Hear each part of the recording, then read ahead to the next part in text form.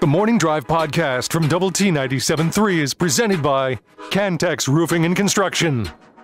I'm Mike Hebert, owner of Cantex Roofing and Construction. Every day is game day, and we'll get it right when it comes to your roofing, construction, windows, and mirrors. Call Cantex Roofing and Construction today. Together, we are one serving you. Thank you for being with us today with Jamie Lent and Brendan Riker is in for Jeff. I'm Chuck Heinz. It's great to have you be a part of our little huddle club this morning here on the Morning Drive. I'm glad we don't have too many men in the huddle.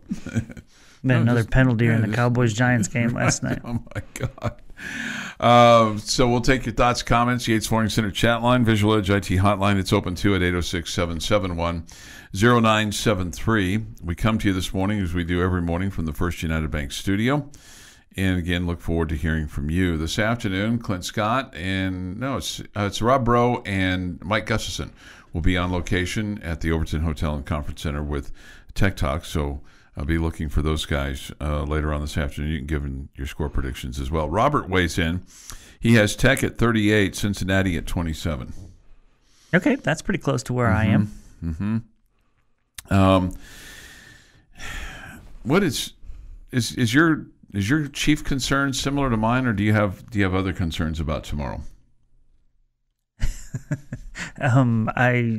My chief concern is just being able to handle their defensive front and be able to run the football effectively and protect Barron, and then at the same time just not let them run all over you with their veteran offensive line. Right. Yeah. Coach McGuire said last night that they have never played from behind this year. Cincinnati. With the exception of... So did they lose on a last second? Well, let me correct myself here. Yeah. They didn't play from behind until like the last waning seconds of the Pittsburgh game. Okay. Well, they have played from behind. But I mean, I guess the point was, they get off to these fast starts, which we've talked about. He said, "We have momentum, so do they." That's a little coach speak there, isn't it? He said one of the things that just going back to last week. I'm just looking at my notes here. He almost asked the officials about, and we've talked about this a little bit, about how does an offensive player get called for targeting, specifically the running backs when they use their helmet as a battering ram, and he almost asked about Scadaboo because he felt like Scadaboo he's a really physical player. And I've wondered that too. It seems to me like the offensive players get away with that more than what the defensive players do. Being able to use their head. That's probably fair. That's probably fair, but you also don't see them doing it nearly as much as defensive players. Yeah, and I feel like the defensive players, that has stopped a lot, and I feel like that that some of these calls that are being made with regard to targeting, some of it is players are just a little bit out of position, that it's not been with intent. There have been times when you can see, well, that was intentional, right? That was intentional. It seems like some that are called. And again, I realize it's very subjective, and I realize it's extremely hard. I'm not trying to be critical of the officials. It's just sometimes it looks like, well, that guy's out of position, that defender's out of position, or that offensive guy's out of position, and when the defensive guy comes in, he kind of moves his body a little bit, and all of a sudden then it's the defensive guy that gets called for it. Yeah, that's fair. A guy goes in there to make a tackle, and all of a sudden the running back lowers his head, and then the next thing you know, they're making contact with each other. Yeah, and so it makes it really, really challenging with regard to that. So, at any rate, I think it's going to be a really big ball game. And here's the other thing is, Cincinnati's really been way off of our radar. I mean, I think everybody's radar. I mean, you've played them one time. That was in 1968. Your commonality is you had a football coach, Tommy Tuberville, leave in the middle of December to go to Cincinnati to reset his contract. Coach Kingsbury, when he was introduced as the new head football coach at Texas Tech, a few days later, I turned to Kirby Hocutt at the podium and said, "Can we get Cincinnati on the schedule?" Well, here we are. Your wish was granted, Coach Kingsbury. They're now in the Big 12 Conference, and you're going to play them. How, if you had said that to somebody then, hey, Cincinnati's going to be in your conference here. Wouldn't have shocked me. It wouldn't have shocked you? I mean, the way college sports has gone. Okay. Yeah. I probably would have said, "Wow, that would have shocked me. That would have shocked me." Anyway, I thought I think just don't. I always felt like Cincinnati benefited, when they were going to the BCS stuff and getting those big bowl games. I always felt like they benefited from being a strong team in a very, very weak league. Yeah, absolutely. And so I was always curious as to how it was going to be when they had to play if they ever had to play in a big boy league. Well, they're in a big boy league now. Yeah, and it didn't go well for them last year, and obviously I think that was their first home win in the Big 12 last weekend against Houston, meaning they didn't get one last year. Mm-hmm. Okay, so that was their first of this season. So they have to feel pretty good about things, but it's obviously tougher to win on the road in this conference. Yeah, but I feel like that they have kind of revamped their team, and they've got a quarterback that's from the state of Texas. It feels like everybody does. Yeah, there's a lot of them out there, no doubt. And he's a big kid, hasn't turned the ball over yet. They have a big running back, number 21. His name's Corey Dillon. Ran for over 1,000 yards last year. Coach McGuire said he's a lot like Taj, in that he has a low center of gravity, but he said he's not as heavy as Taj, but he said he has great vision. Okay. And then, with regard to the offensive line, they're all good. They're 5 seniors. They all started last year. They're all back. Tight end from Ohio State. This will be their first really true road game, because the other road game that they had, there was like 40 minutes away, and they took a bus. Mm-hmm. And then they loaded the bus up they took all of their kids. So they had a lot of spirit on their sideline. Like they had, their walk-ons, their guys that aren't going to play, they're everybody. But in Big 12 games, you can only travel 70 players. So it'll be a little bit different for them. And so they really want the environment to be raucous tomorrow, and really kind of see how Cincinnati handles that. So we'll see. We'll see what transpires with that. A little bit more on this game. Your thoughts as well on the Yates Flooring Center chat line as Texas Tech takes on Cincinnati tomorrow over at Jones Stadium. This is the Morning Drive Podcast from Double T 97.3, presented by Cantex Roofing and Construction. I have something that could be revealing, embarrassing, but extremely entertaining. I don't have it yet, but my employer here required me to take a personality test and a self-assessment test. Not that I'll give you all the results because I don't have them yet, but would you have interest in like any of those in terms of how mine turned out? Okay, sure. You're a pretty open book, so people, know your personality, know your motives, know your style. My motives. Pretty easily. My motives. That was one of the questions that was asked if I was calculating. Yeah. I feel like, honestly, I could do a good job taking the test for you about you. That's what I should have. That's what I should have done. Okay, give me the test to take. I can't. It's now locked and loaded, and I guess sent off. I would love to compare our answers, and for you to do the same for me. Yeah, that would have been really good. That would have been more entertaining. That would have been. Well, we could have just let Brennan do it for both of us. No, because he would have been nice. He would have been nice. Yes, he would have been nice. Such McGuire, cute and cuddly Brennan Riker. What is up with that? Where did that come from? I don't know where that came from. Do you have some young lady out there that thinks you're cute and cuddly? Maybe that. I'm many. Not going to. Numerous. Maybe numerous. Yes. Mm-hmm. That I like that as a plausible. An option, a possibility. Yes. Yeah. Yeah. Uh-huh. Yeah.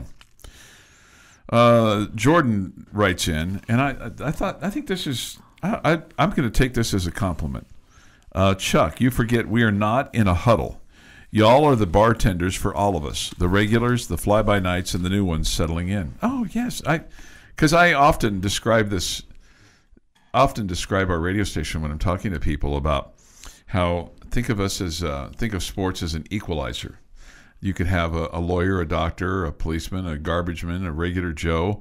We're all sitting at the bar drinking a beer together, and we're talking about the Red Raiders or the Cowboys or whomever. And you sat with a regular Joe? I do every once in a while. Yeah. I sit with regular Joes. Yes, absolutely. There's probably a little freak in everybody. Yeah, I certainly do. Yeah. So I do. I do. I sit with commoners. Tomorrow I'm not. Tomorrow we're in a different spot. Tomorrow. Well, you're sitting with me for a while tomorrow, so you'll be with a commoner for at least a little while. I actually feel like I'm royalty tomorrow with you. I feel like you keep me honest. I feel like you are a good governor for me. I've said this to you a million times before. I usually use this quote to my children, or this comment to my children, but I feel like we all need people in our life who are honest with us. Yes. Mm-hmm. Okay?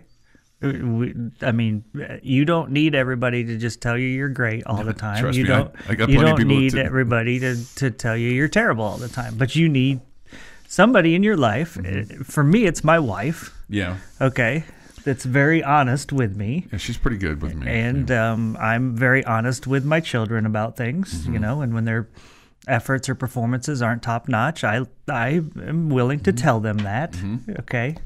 And I feel like you and I are close enough as friends that we can do that for each other. So I feel like we give that to each other. Yeah. Yeah. That's good. Yeah. Brendan, we're close enough to you too, but you just don't do anything wrong. You're just cute and cuddly perfect. Yeah. I will kindly disagree with that statement, but if that's how my boss perceives me, there you go. There we go. Yeah, he's LCU's finest right there. Maybe second finest. Another score prediction from one of my friends out there, Mike, gave me this yesterday: 37-33, Texas Tech. I could see that one. I would take that one. We talked about this earlier this week when we got the number, and it was off the Texas Tech media notes that the blocked extra point for Texas Tech was the 8th one for Texas Tech under Joey McGuire and third-year special teams coordinator Kenny Perry, and Coach McGuire's in his third year as well. That surprises me, but I feel like that's a big number. Well, let me throw this out at you from last night, Red Raider football with Joey McGuire. He said that they practice the field goal blocks at practice 2 times a day on Tuesdays and Wednesdays, and he said at Baylor that they led the country in block kicks in 17, 18, and 19, and that's something that they really, worked on. Matt Rule was the head coach at that point in time, and Coach McGuire's made no bones about it. Matt Rule is his mentor in college football, a guy that he looks up to and takes a lot from. But one of the things that he said yesterday that I thought was really interesting, he said, you can learn everything about a team based on how they line up and come after you after an extra point, when you're lining up there, after a touchdown is scored. Because there are times when teams may not come up and just hit you, or there might be lackadaisical, or guys' hands on their hips, or things along those lines. So that's something that they really kind of take notice of. And that's an interesting comment. I can totally get on board with that because they. You've just given up a touchdown. Mm-hmm. Are you still fighting and competing and battling, or are you sitting there licking your wounds? Are you angry about it, so you're half-heartedly rushing after the kicker, whatever? I think that's something that's great to say to a team, because you would think your team would, hey, coach is it just shows you that coach is paying attention to what's going on in this extra point. Yeah. Every play matters, so to speak. Yeah, I better be giving effort. Yeah. And to think about it, you say every play matters, which is 100% accurate. I mean, that one matters a lot. I mean, it's a point or it's not a point. Yeah. I mean, that one truly. I mean, if it's a 2-yard gain from the 22-yard line, it doesn't matter as much, right? Mm-hmm. Maybe it leads to a touchdown later if you just picked up the first down or not, but you don't know. But that one, it's either points or it's not points. So it does matter. I mean, it really does. You look at how big that blocked extra point was, last week, and just in terms of the game itself and points and all those kinds of things, and then you just never know, man. And then you look at the 2-point conversion against Abilene Christian and how big that turned out, and then people pointed out online last night, the UCF game last year, the blocked extra point was the difference in the ball game. Yeah. So I mean, it is something that they practice, it's something that they do. He was asked about the kicking competition. He goes, they're still at it. And he goes, I have asked. He goes, and Kenny Perry and Tyler Skubinik, who is Coach Perry's assistant, he said, Coach, whoever is up next is up next. He said, we have live periods of field goal kicks and extra points. And whoever's up next is up next. And everybody kind of seems to like it and embrace it and understand it. And it's just kind of the way it is. Well, that's good. And from everything that I've seen, because I don't know, for whatever reason, I tend to watch those guys on the sideline a little bit to see how they react to everything. And it seems like those guys are really cheering hard for each other, which I just think says a lot about them. Both those kickers. Yeah. Mm-hmm. This score prediction, 35-28, Red Raiders. Okay. We're feeling, I think, good, but not, comfortable. Right? Yeah, that's fair. I think we're uncomfortable. Coach CJI, you would really like this. We're all uncomfortable, and I think he embraces everybody being uncomfortable. At least that's what he initially alluded to last night. The Morning Drive podcast from Double T 97.3 is presented by Cantex Roofing and Construction. Next, Jamie's question of the day. Jamie's question of the day on Double T 97.3 is brought to you by Connecticut of West Texas. All right, guys, you're 3-1 on the season through your first 4 games. Mm-hmm. Trying to get to 4-1 this weekend. Yeah. Okay, obviously we know there's been some struggles along the way, but there's been plenty of good as well. You are 3-1. Right. Jeff pointed that out to us this week. We don't need to be too disappointed, and I think that's a fair comment. Mm-hmm. So tell me who, and this could be 20 names or it could be 0 names. Man. Tell me who you think deserves to be in the running right now for all conference. Oh, for all conference. Yeah. The first guy that pops into my head is Josh Kelly. Okay. I think he's 1A and 1B is Taj Brooks. Okay. You think Taj Brooks needs to be on the list too? Is that what you're saying? Yeah, Taj Brooks. Yeah, Taj Brooks. That's 2. Yeah, it's 2. I feel like I should have a defensive guy. I mean, only if you think they're worthy. Right. I'm just trying to think. Okay. Let me just. I'm going to cheat here a little bit. I think all conference. That's like first team all conference. I would give you first or second. Okay. Because I will tell you. I think John Carlos Miller is an honorable mention guy right now, with a chance to move up. Okay. I mean, I think he's been versatile with his blocking, his receiving, his presence. The fact that he dunked it over the goalpost was pretty good too. But I mean, it's. I think Mo Horn. Coach McGuire was really, really complimentary of Mo Horn last night, the cornerback. So that's it for me. Those 3 guys. It's interesting that you said Miller over Conyers. I feel like he's been more of a factor. You're probably right about that. That's used him a lot of different ways. You're right. That's a better choice. Brendan? Yeah, for me, I'm going to go with number 1, Josh Kelly. After that, I would say Baron Morton. I still want to see him perform better on the road, but you only have one sample size, and that's one game this year. But just what we've seen from, that Washington State game to this point now, seen a lot of growth from Baron Morton, and he's playing really well, and it clearly has been playing great at home. So I think those are definitely my two that I think that should be in the running for all Big 12. Yeah, it's interesting. So, I'm going off of the stats here, and I think Taj has been terrific in the 3 games that he played, but he missed a game. Mm-hmm. He's 6th in the conference in rushing. Okay, so at this point, I can't put him in the I can't put him in the conversation. That's for fair. Top 2. I think Josh Kelly. I'm with you guys. I think Josh Kelly is there. Initially, I looked on the defensive side of things and said, "Man, Jacob Rodriguez has been good, but he's about 12th or 13th in tackles in the conference, and so I don't know that I can go there." Kicker-wise, Gino Garcia is 6 for 6. There's other guys that have made a couple more than him, but they all have misses. So I think I can put Gino in there, even though he's not taking all the kicks. I thought about that, and then I thought, well, he just can't even beat out his own guy.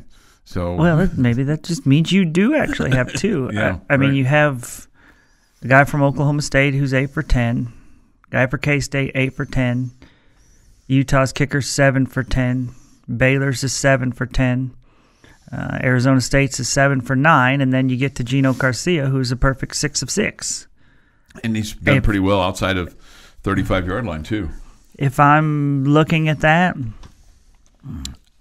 I feel like percentage is obviously good. Yes, there are guys that have as many as 2 more than him, but I still will take the percentage there, and I feel like he deserves to be in the top if we were going top 2 guys, right? Sure. So the interesting one, I do think, is Baron Morton that Brendan brought up. As far as yardage goes, let's see, he is 3rd behind Hoover of TCU and Shedeur Sanders of Colorado. Hoover's thrown for the most at 14-18, but I don't know if anybody is saying, man, he's the best quarterback in this conference. I think everybody's saying Shedeur Sanders, right? Yeah. Yeah, and there are other guys that you have to factor in what they do running the football as well. Fair enough? Yeah, I don't know. So Baron Morton's the interesting one to me. I think Sanders would be right now if you were kind of putting it down and making votes. I would say Shedeur Sanders, first team all-conference. I guess you'd have to go Hoover second, but Baron Morton would probably be 3rd on the list. His percentage is behind Hoover's. So what's Morton's percentage? 63.2%. Okay, and the guy Hoover's 68.5, and Sanders is 67.9. And the guy you're facing tomorrow, not necessarily known for his productivity, but he's pretty accurate and hasn't had any turnovers. Brendan Sorsby is 77 of 118. 1,055 yards, 8 touchdowns, 65%. Yeah, 8 touchdowns, no picks. Yeah. Morton leads the conference with 12 touchdown passes, only 2 interceptions. You'll take a 6-1 touchdown interception rate. You absolutely will. Hoover and Sanders are each 11 and 2, so they're right there next to Morton. But I think it's been a bit of a up and down. I think Joyce and I were joking about this yesterday about the fact that, okay, it's time for Baron now to have a good game because it goes every other one kind of deal. Yet his numbers are pretty dang good. Obviously 2 of those games, North Texas and ACU, make up for a lot of his big numbers. But if you just look at the numbers, he's definitely in the conversation. Yeah, and to what you said about Jalen Conyers, 11 receptions, 105 yards, 2 touchdowns. Miller. I think the fact that you split it up with those guys is going to keep any of them from being first team all-conference. Unless you just went with some utility player, Jalen Conyers would get it then. Yeah. Because of what he does rushing the football from the Wildcat formation and all that good stuff. So that was a big one, too. Yeah, so I guess if I was making the picks, I would only have two: Josh Kelly and Gino Garcia. Nobody on defense. Nobody on defense. Okay. Okay. And Brendan, nobody on defense. No. Okay. Somebody does point out that the Miller stat line is crazy. 5 catches on the season, 3 of them for touchdowns. It is, no doubt. And so He's I kind of fall in love with the touchdowns. Chris Carter of Red Raider football. All he does is catch touchdowns. Your daily dose of sports and fun. This is the Morning Drive Podcast from Double T 97.3, presented by Cantex Roofing and Construction. Here on the Morning Drive, time for Upon Further Review. Brennan, you've won twice so far. Supposed to be nice to your elders, Brennan. Yeah, bringing knowledge to this program is against the rules of this program. Blowing us out. Yeah. Really, I'll try my worst this week. It's not a real rivalry unless both sides win sometimes. All right, Brendan, since you won last week, you go first. Arizona at Utah. Winner and score, please.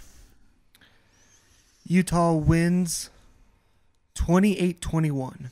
28-21. Jamie? I'll take Utah to win 38-27.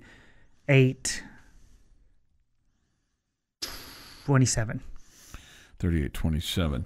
Jeff has Utah winning 30-24. And I'll stay with, you know what, I'm going to contradict myself with a bold statement later on. So I'm going to pick Arizona here, 31-30. There'll be some kind of missed extra point or 2-point conversion that settles this ball game. Colorado at UCF. Colorado coming off of the Hail Mary win over Baylor. UCF has been really, really tough this season. And they'll take on a Colorado team that's trying to stack success that they haven't been able to do. Brendan, give me a winner and score, please. UCF wins 34-31 over Colorado. Jamie? I think UCF is going to control this football game on the ground, and it's going to be a 38-20 win for UCF. Okay. Jeff has it 35-20 UCF. Okay. So you guys were thinking like-minded there. I think UCF puts it on them. Give me UCF 35, Buffalo's 7. They'll be very pedestrian. Ralphie has been drugged for this trip. He's just asleep over there. Surely they don't take him on the road, do they? No, It'd be cool if they did when they brought him to Lubbock. I'd be a fan. Oh my God, that'd be a load to take, wouldn't it? How do you keep a buffalo on a plane? I think you could probably put him in a trailer. Okay. Do we put a horse in a train? Or, on a plane when we played bowl games? No, we put him in a trailer. Yeah. Drive the horse there. I don't think they fly the horse in. I mean, we can call in the military, get a cargo plane. Wouldn't that be Coach Brevard, get that damn thing on the plane. Come on, let's go. He'd be like, he's spirited horse. He's ready to go. All right, Oklahoma State plays at Kansas State. Both these teams coming off of losses a week ago. Brennan, what say you? Winner and score. Kansas State wins in a close one, 25-20. KSU 25-20. Jamie? Oklahoma State wins 30-28. Wow. You're a weird Robert fan too. I mean, you usually are, you know. I'm just such a huge Oklahoma State fan. I'm just a Cowboy homer. Yeah. I mean, when you think Jamie Lent, you think Oklahoma State love, right? Yeah. I think TCU love from Jamie Lent. Yeah. Jeff has Oklahoma State winning 35-28. I think the struggles continue for Kansas State. Okay. And I think Okie State wins 30-14. That'd be really pedestrian for Kansas State. I don't know if I really like that score. All right, high school score for you. Here's Bailiwick for you, man. Just tee it up and let it fly. It's not your team. I'm not picking ropes. Nope. Oh, I want to hear Brennan pick against ropes. How would that go with your dad? I'm sure he wouldn't care. For him, he doesn't care. He got blinders on. He doesn't listen to me. I tried talking to him a couple weeks ago about, I think it was like their first, second game. He said, "Hey, you know what you sound like right now? You sound like one of those, couch quarterbacks, just sitting back and telling me these things. Armchair. Armchair quarterback. Yeah. Yeah. And I said, okay, I get it. Yeah. I get it. Does he give coach speak like all the time? If he's When you were a kid growing up, Dad, can I have the keys? And he gives you coach speak. Well, son, I mean, there's something that comes with, needing the keys. At times there's the right time to use the keys, and there's other times when you shouldn't use the keys. Yeah, You're just like, answer the question, Dad. Yeah, not always. He only does coach speak if he's like talking to like a news reporter and they're asking him. Would he be interested in any of our philosophies or strategies or motivational tactics? Do you think? Probably not. No, it seems like they're winning a lot, so I would guess no. I need a winner and score, please, for Friendship at Midland Christian. Friendship wins 60-35. Wow. Jamie? I'll take the Tigers to win 56-17. And earlier this week, I'm like, they're playing this no-name team, Midland Christian, and Jamie's all over me like, well, they have all these players from Texas Tech, and all these people telling me, writing in, going, well, all the rich kids go to Midland Christian. If you're a player of any kind, you go to Midland Christian. And then he picks 56-17. Jeff picked 42-38 Friendship. Well, people on the chat line told us they were down this year. Right. I think Grant Little and Bryant Burleson ran out of eligibility. Friendship 48, Midland Christian 7. Okay. I'm putting my money where my mouth is. I'm doubling down. Texas Tech and Cincinnati. I know there was money involved. Winner and score, please, Brennan. Texas Tech is going to dominate tomorrow's game. They're going to win 42-17. Wow. I like what you're drinking. Jamie?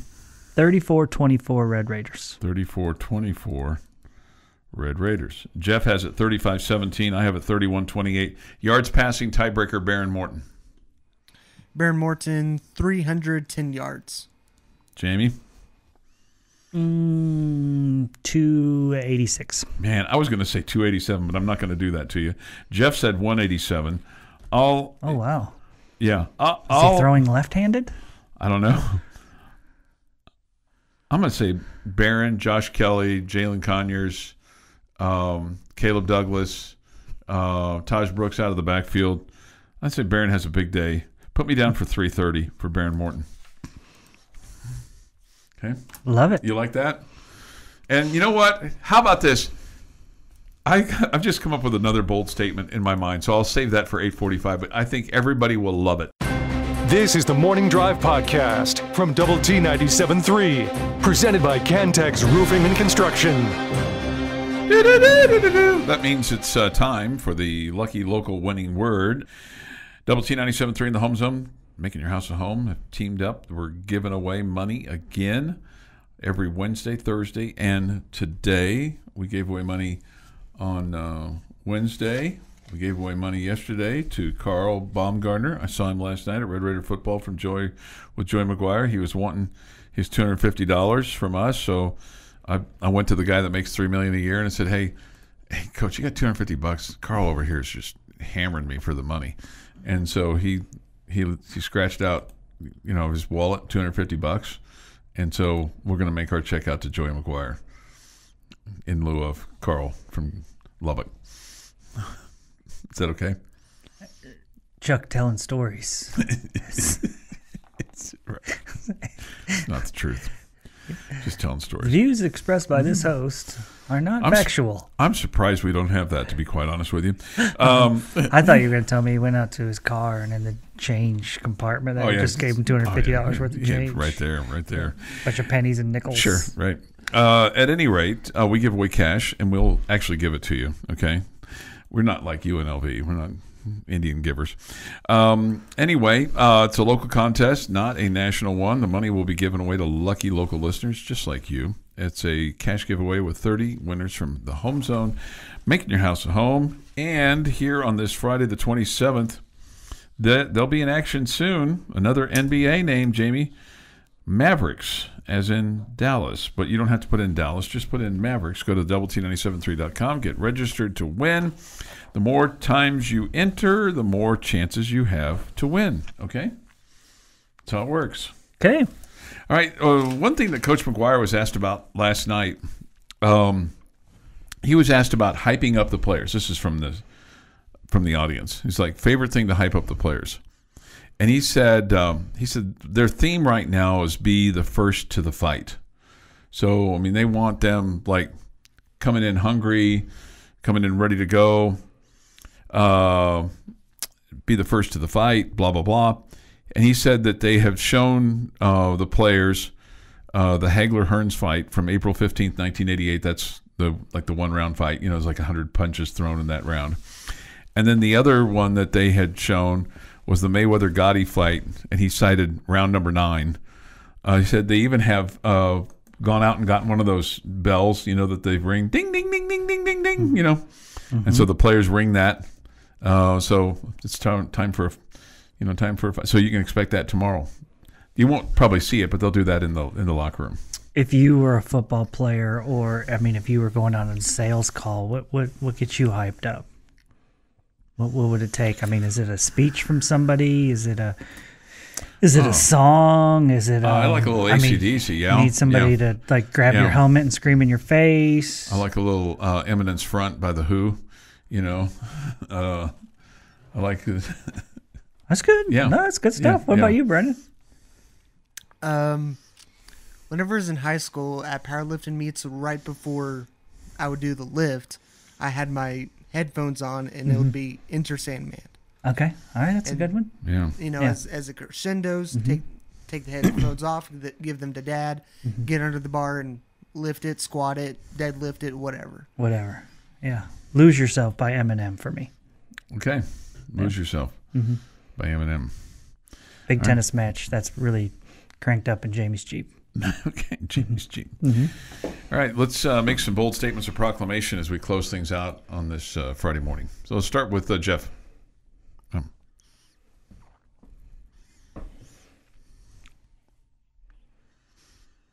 I got so pumped up, I got ahead of myself here. Got overhyped. That's never happened to me before. Here we go. Jeff McGuire first. For my first bold statement, the Red Raider defense will shut out Cincinnati in the second half in a win on Saturday. That is bold beyond bold. Jamie? That's fun. Brendan Sorsby, quarterback for Cincinnati, is yet to throw an interception this season. I say he will turn the ball over 2 times against the Red Raiders. Okay, one would be bold, but 2 is really bold. Brennan? My first bold prediction, Tech will have at least 300 yards in the air and 150 yards on the ground. Okay. I don't know if Tech's going to win or lose. I think they're going to win. I'm concerned about it. But one thing I do know that I'm going to say will happen without a doubt that will make everybody happy. Micah Hudson, number 1 in your program, number 1 in your heart, will score a touchdown, Jamie. By hook or by crook. All right. Okay. It's bold, right? Because he hadn't scored one yet. Hey, came close last weekend. Okay, let's go back to Jeff. The Red Raider defense will account for 4 turnovers on Saturday against the Bearcats. I like when Jeff records he gets his radio voice on. They will record 4 turnovers. Jamie? Sounds like an FM DJ when he's doing those. I say Baron Morton is going to throw TD passes to at least 3 different receivers. Oh, man. You want to name them? Nope. Okay. Their mothers already named them. Brendan? Last week, Tech was 5 for 14 on third down conversions. Tech will convert. Oh, no, excuse me. I got ahead of myself here. I was thinking about third down conversions, but instead I'm going to go to fourth down conversions. Last week, Tech 0 for 3 on fourth down conversions. They didn't have any.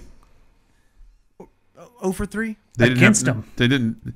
Yeah, Tech didn't. We didn't go for. We didn't go on fourth down at all. They were against Arizona State. No, we didn't have any. I might have been looking at the wrong box score. We stopped them 3 times. Yeah, I think that's what you were looking at. The defense stopped them. It was 0-3 against us. Yeah. Well, anyways, Tech will convert on 4th down 3 times against the Bearcats tomorrow. Man, I hope you're wrong on that. Yeah, that's going to drive Chuck nuts if we're having to go for it that many times. You don't know the mind wrestling that I go through. It's like, okay, here's my bold statement, and it's contradictory to what I made from a prediction standpoint. All the home teams in the Big 12 will win tomorrow. Every one of them. All the home teams will win tomorrow. Okay. And that includes, Jamie, Houston winning at home over Iowa State. Boy. Okay, that's the boldest of the day. And Baylor's winning over BYU, and Utah's winning over Arizona. That's not so bold. K-State winning's not so bold. Tech winning, not so bold. But Arizona winning at home. Yeah, Baylor over BYU, decently bold. Utah wins over Arizona, and like you said, Houston's Super Bowl. Super Bowl, especially as terrible as they've been playing. This has been the Morning Drive Podcast, presented by Cantex Roofing and Construction. Check out our library of Double T 97.3 podcasts at doublet973.com.